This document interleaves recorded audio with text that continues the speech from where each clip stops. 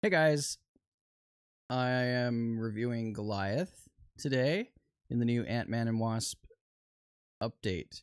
Um, Goliath was the character out of all of them that you could use selectors on. So the free-to-play character, um, as far as the new ones, the other two, Ghost and Nadia, Wasp number 2. Were both premium characters. So, Goliath being free to play, I was able to use a lot of selectors on him and get him finished off yesterday, the first day, last night. So what I did is a little while back on the store, there was a deal for like $4.50 American that gave you a few things, and one of them was a 6-star character selector with unlimited time duration to sit in your inbox. So I grabbed that, knowing that the Ant-Man update was coming, and it'd be crazy if there were 0 characters that you could use selectors on. I was hoping not, but it worked out really well. I was able to just unlock Goliath at 6 stars without buying the extreme pack for the legendary battle.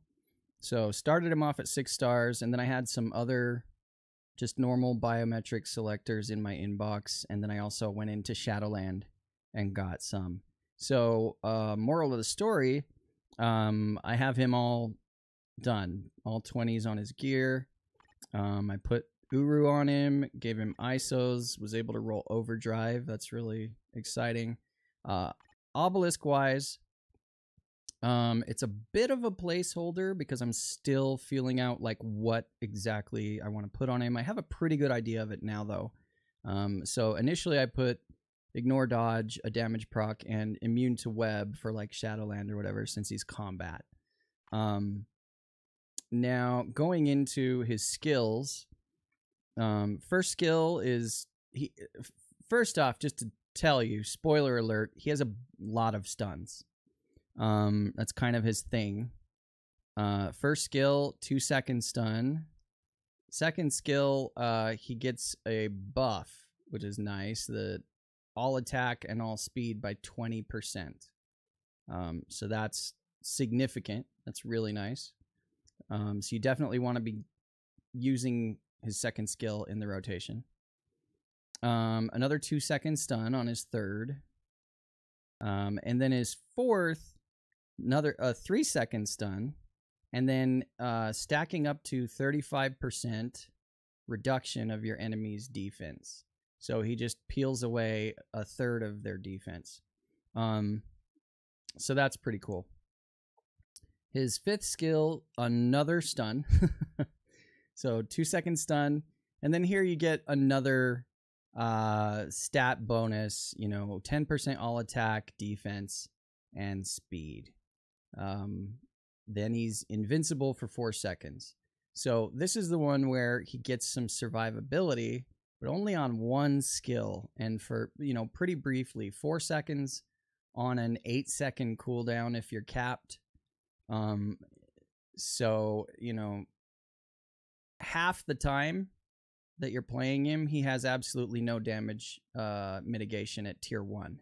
At tier 2 is where he gets his 30% incoming damage reduction, and a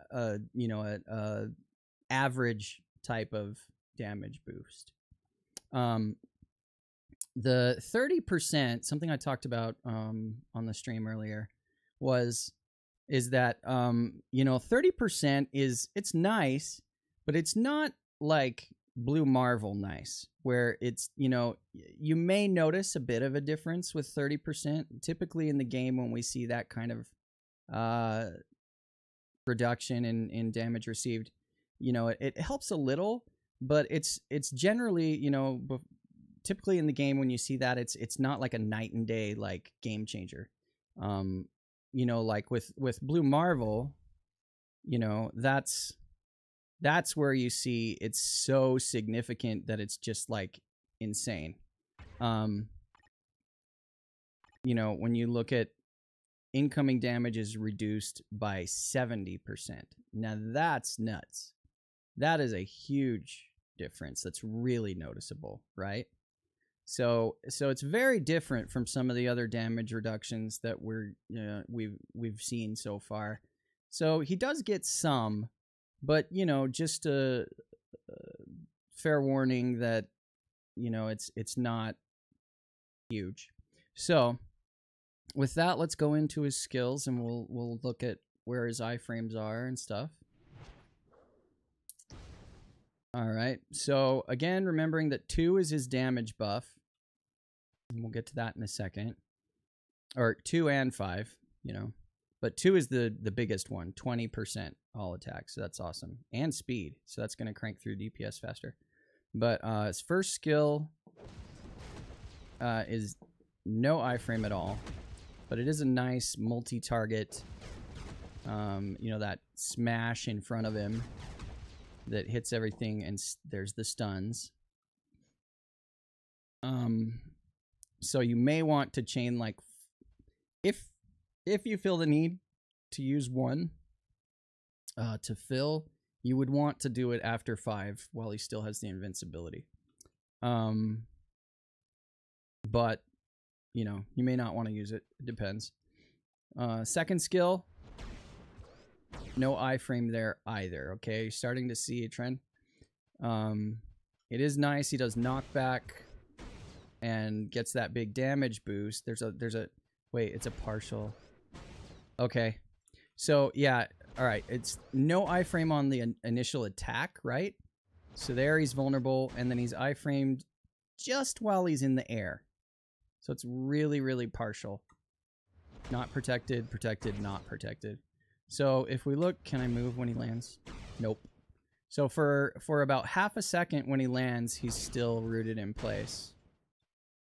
So he's, you know, that's the kind of skill where you want it in the rotation for the damage and, you know, the DPS boost, but you're going to have to be, you know, really careful about when you do it. So probably it's going to be like 5 into 2, cancel into something else, like right when he lands, you know. So, you know, not into 1 because that's not an iframe, but, you know, 2 cancel, you know, right as he lands is going to be important. You're going to need that invincibility from the 5th for this unprotected wind up. If you still have the invincibility, let's see how long it lasts. Yeah, it's not quite enough. You're probably going to want to cancel the end of 2 still, even with that invincibility. It looks like it's only going to protect the wind up. The duration, it's only 4 seconds. So, something to keep in mind when you're figuring out, you know, the rotation that ideal, you know, while we're all figuring out the ideal rotation here. Third skill is, again, it looks like a partial. Yeah. So this is kind of annoying. Wind up, you know, the first hit, no iframe. Does some knockback and stuff. Just like a lot of like his other skills. There's the stun. The iframe is just when he's doing the backflip. So another guys, here we go. Or the jump, I should say. It's not really a backflip. He kicks and then jumps. So it's very similar, and he's not protected when he lands. Let's see if he can move. Nope. So he's rooted while he's landing. So again, it's partial iframe, and you would be vulnerable at the end and the beginning. So for things like Shadowland and World Boss, where they take advantage of any window of opportunity that you give them just quickly, that's another skill that's going to be potentially problematic, where he's going to take damage. And this is leading up to my summary. Like, just remember the taking damage. Okay, 4th skill. Again, okay, partial. So gets all big, you know, goes giant mode, but no protection until he's in the air. And then it ends at the landing again. So not protected, protected, not protected, and he can't move. When he does the superhero landing, he's rooted in place. So again, that's a problem. Now, 5th skill. Not a knife. Okay, wait a second. Okay, 5th skill. Big wind up. And that looks like a partial as well. Let's get these guys grouped. Hang on. Come here. Need more room to work here with this humongous dude. Okay. So yeah, it looks like he's only protected while he jumps. Yep.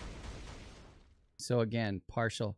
So here's the point that I'm building to, because I got him maxed out yesterday. I played him quite a bit, and I was initially very confused and disappointed because, as you can see, he has no full iframes. None of them are full. They're all partials. Therefore, he does tend to take a lot of damage. I mean, it's the kind of character where you're going to have to put together a really tight rotation and string his skills together really, really tight. You're going to have to memorize the skill animations so you know exactly when to cancel them, right? But even then, you know, they're all partials on both ends of the skill. So it's going to be a little tricky to make sure he's always in an iframe or in his invincibility on his 5th.